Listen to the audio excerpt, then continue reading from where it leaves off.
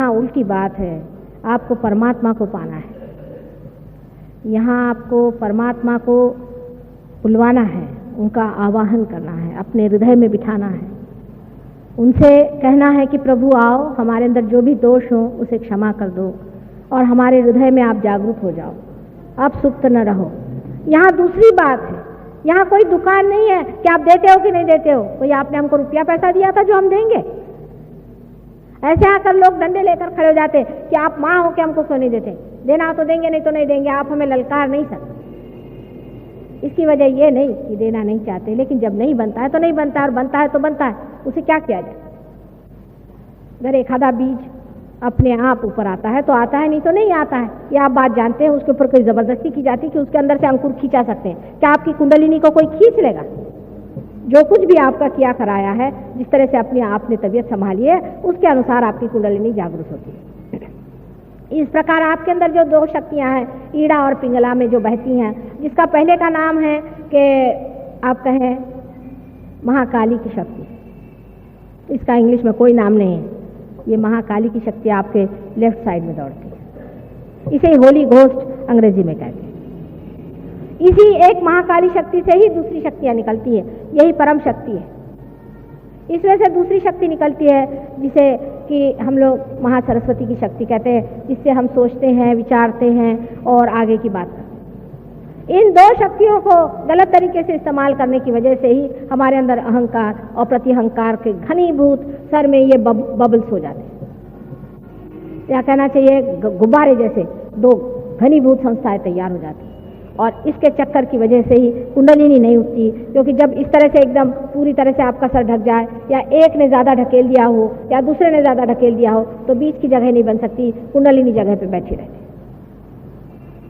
पर सर्वसाधारण कुंडलिनी उठ जाती है, आपने कल देखा है। इसीलिए मैं आपसे कल कह रही थी कि क्षमा करें। अहंकार का इलाज है क्षमा करना। अगर आपको गुस्सा आए, जैसे ही गुस्सा आए आप एक शब्द कहें कि क्षमा। कोई अगर बोले समझ लो आप बहुत क्विक टेम्पर्ड हैं, बहुत हॉट टेम्पर्ड हैं, बहुत ही ज़्यादा, आपके नाक पे कहते हैं कि नाकाचा शेंडाला राग अस्तु, नाक के ऊपर में यहाँ आप पे गुस्सा बैठा हुआ। ऐसे आदमी को यह करना चाहिए, जैसे आप में गुस्सा आए तो आप उसे कहते ठहरिए ठहरिए ठहरिए, 3 मरतबा उसे कहिए, या आप उसे कहिए क्या कहा आपने, क्या कहा आपने, क्या कहा आपने, और फिर उसके बाद आप कहिए क्षमा। कोशिश करके देखिए, गुस्सा आपका कम हो जाएगा। लेकिन जबरदस्ती गुस्से से जूझने की जरूरत नहीं है।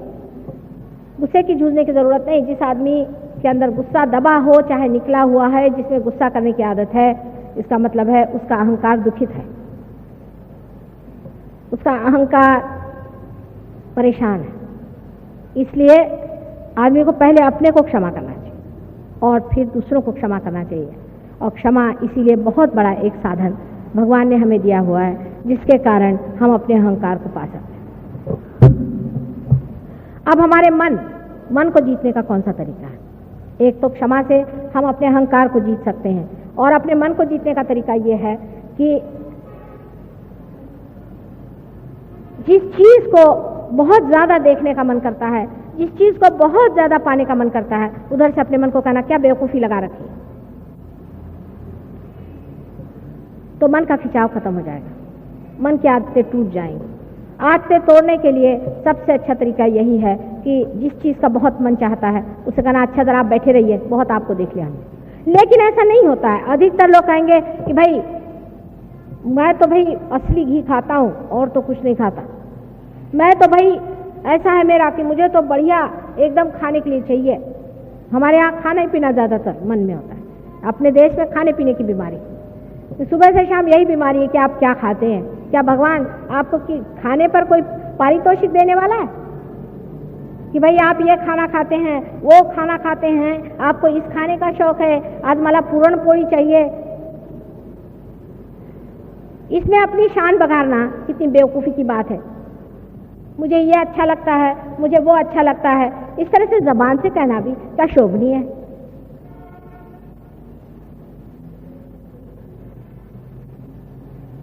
और वो भी ऐसी चीजें आप कहिएगा कि जिससे आप सोचते हैं कि मैं बड़े रईस हो गया, बड़ी रईसियत मुझ में आ गई, इस तरह से आप कहते हैं। और देखकर मुझे आश्चर्य होता है कि ये भी कोई बात कहने की है बेटे, ये भी कोई बात अपने मुंह से कहने की है कि मुझे इसका शौक है, मुझे कपड़ों का शौक है, मुझे फलाने का शौक है, मुझे ढिकाने का शौक है।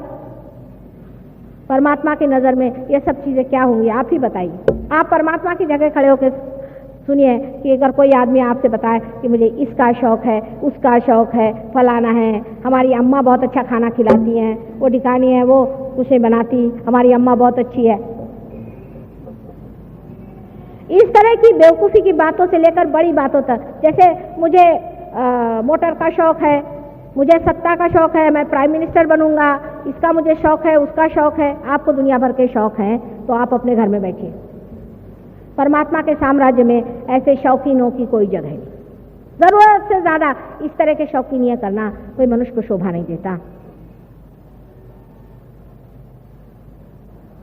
ये मनुष्य ही करता है, जानवर नहीं करता बेचारा। वो तो कहीं भी सो जाता है, कहीं भी उठ जाता है।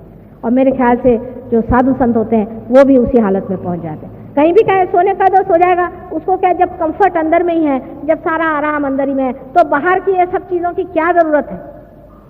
पर वो जब तक दशा नहीं आती तब तक अपने साथ बहुत ज़्यादा ज़बरदस्ती करने की ज़रूरत नहीं, क्योंकि मैं एक बात कहूँगी तो आप दूसरी बात करिएगा। मैं अगर कहूँगी कि बेटे आराम मत करो ज़्यादा, तो आप कहेंगे अच्छा आज से माने का हम ज़मीन पर सोएंगे, रास्ते पर जाके सो जाएंगे। मैंने कहा कि भाई रास्ते पर सोना अच्छा नहीं है तो हम महलों में जाके सोएंगे। मैंने बीच में रहो, ये बात मैं कह रही हूँ कि किसी भी बीच में न रहने से मनुष्य में एक तरह से बड़ी बेवकूफ़ी आ जाती है और वो इतना फ्रिवलस और इस कदर वो श्रृंखल हो जाता है कि उसकी ये समझ ही नहीं आता है कि किस चीज़ में मज़ा है। हर चीज़ को वो उछली नज़र से देखते रहता है, सारा जीवन उसका बड़ा उथला, उसमें कोई गहनता नहीं आती। और जब तक गहनता नहीं आएगी तब तक आपके अंदर आनंद कितना भी भरो, कुछ आनंद आपको नहीं मिला। ये दोनों एक्सट्रीम्स की बातें हैं। मैंने आपसे बताया कि जब आदमी अहंकार में चढ़ता है तो अहंकार के भी भूत चढ़ते हैं। ऐसे कैसे अहंकारी लोग होते हैं दुनिया में कि जो मरते हैं तो भी उनका अहंकार नहीं जाता, इनको लगता है कि साहब मैंने कुछ काम ही नहीं किया। ऐसे लोग भी आपके खोपड़ी में घुस सकते हैं, उनके भी भूत आपके अंदर आ सकते हैं और आप ऐसी ऐसी बातें करेंगे कि लोग कहेंगे ये तो ऐसा नहीं था, इसको हो क्या गया। तो नॉर्मल रहना चाहिए आदमी को, बीचों बीच रहना चाहिए। जो आदमी बीचों बीच रहता है वो ये दोनों ही शक्तियों से पूर्णतया प्लावित होता है। जो आदमी बहुत ज़्यादा काम करता है, बहुत ज़्यादा अहंकारी है, उसको हार्ट अटैक आएगा। अगर हार्ट अटैक नहीं आएगा तो उसको डायबिटीज़ हो जाएगा, डायबिटीज़ नहीं होगा तो किडनी होगा, उसको लिवर हो जाएगा और उसको और बीमारियां हो सकती है, क्योंकि हमारे अंदर स्वाधिष्ठान चक्र जो है वो ये कार्य करते रहते हैं। उनका एक कार्य, सबसे बड़ा कार्य ये है कि हमारे लिए जो बुद्धि है उसमें जो काम हो रहा है उसके लिए मेद फैट सेल्स को पहुंचाएं, उसका सप्लाई करें। फैट सेल का सप्लाई सर में करना चाहिए।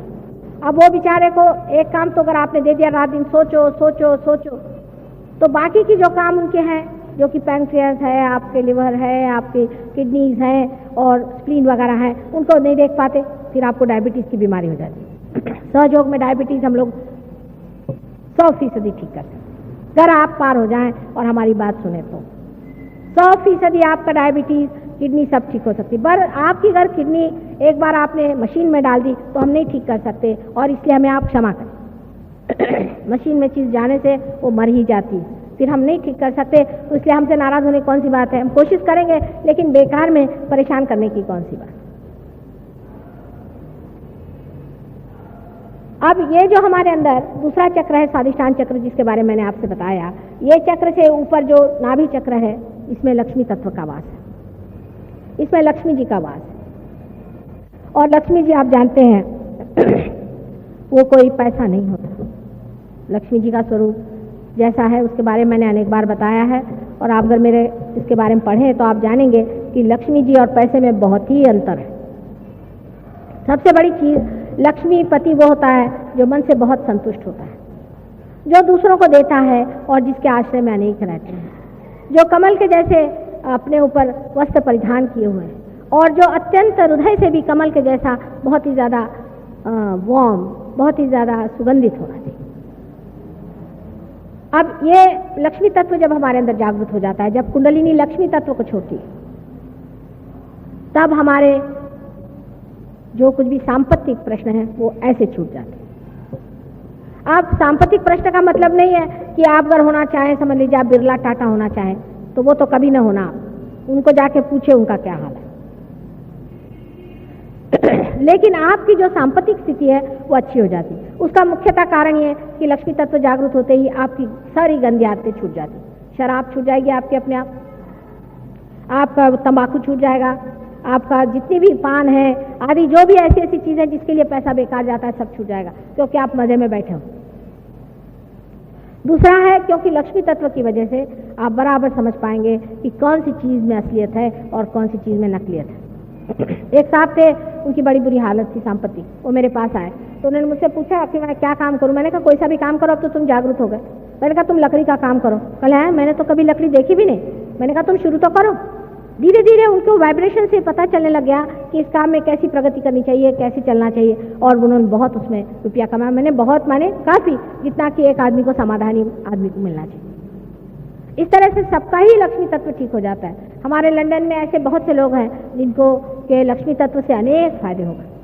जिनके पास मकानात नहीं थे उनको अचानक मकानात मिल गए, जिनके पास में खाने को नहीं था उनके पास कुछ न कुछ नौकरी मिल गई, कुछ न कुछ व्यवस्था हो गई, अनेक तरह से मदद हो गई, और इस तरह से लोगों का लक्ष्मी तत्व फायदे में आ गए। अब जब लक्ष्मी तत्व आपका जागरूक हो जाता है कुंडलिनी जागृति के बाद, तो जब आप किसी भी चीज पर अपने हाथ रखते हैं, समझ लीजिए अगर एक पेड़ है और वो मर रहा है, उस पर अगर आपने हाथ रख दिया तो उसके अंदर भी लक्ष्मी तत्व जागृत हो जाएगा।